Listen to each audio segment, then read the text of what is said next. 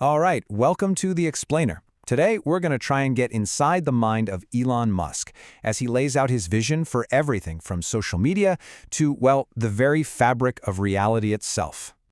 So let's just jump right in with a quote it's pretty out there. Musk genuinely believes we're so close to a massive technological shift that the whole idea of having to work to survive, it might just disappear. So to really wrap our heads around how he gets to that point, we're going to break his whole vision down into 5 big chunks.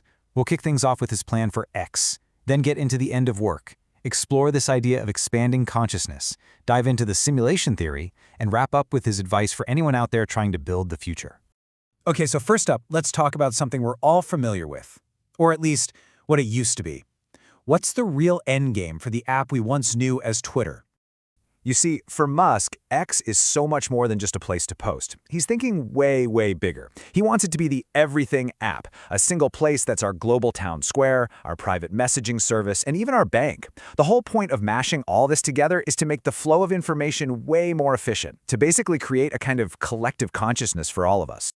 Okay, so you might be thinking, what does a social media app have to do with the end of work? Well, for him, a hyper-connected world is the perfect launchpad for the next massive revolution he sees on the horizon, the one that's all about AI and robotics. And get this isn't some far-off sci-fi fantasy for him. He's actually putting a timeline on it. He thinks that in just about 3 years, AI is going to make us so productive that we'll be creating goods and services faster than we create money, which means deflation. And then, in less than 20 years, he says we'll be at a point where robots and AI can do so much that human labor becomes a choice, not a command. And that leads to a really interesting idea. We've all heard of universal basic income, right? Well, he's talking about something else entirely. Universal high income. In a world with this much abundance, where AI can make anything we want, everyone would have access to all the goods and services they need. But look, for Musk, this isn't just about everyone having enough stuff. It's tied to something much bigger. Something almost philosophical. It's about expanding our consciousness to understand the universe better.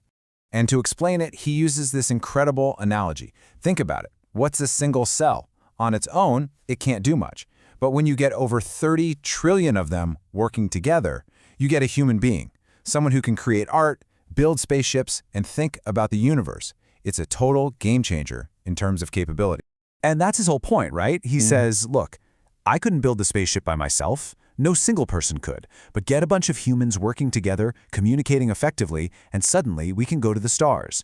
The human collective can do things that are just impossible for an individual. So if you keep following that logic, from cells to humans to this giant human collective, well, you start to wonder, what even is reality? And that's exactly where he goes next, to probably his most famous and, yeah, most mind-bending idea. So is any of this even real? Seriously, Musk says there's a pretty high chance that our entire existence is just a super advanced computer simulation. It sounds wild, but his reasoning actually starts from a pretty simple place.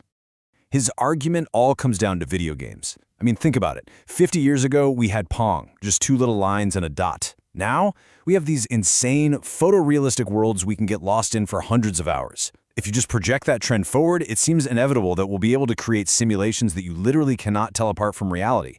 So the question is, what are the odds we're the first civilization in the history of the universe to get there? What are the chances we're actually in base reality? And then he throws another crazy layer on top of it. He kind of applies Darwinian logic to the idea.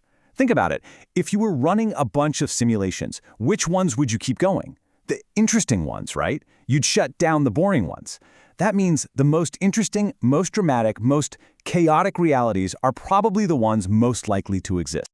Okay, so we might live in a simulation, and work is about to become optional. What are we supposed to do with all that? What's his advice for the people who actually want to build this future? His core advice is actually super simple, but really powerful. It's not about the money. It's not about getting famous. It's about this one thing. Aim to be a net contributor to society.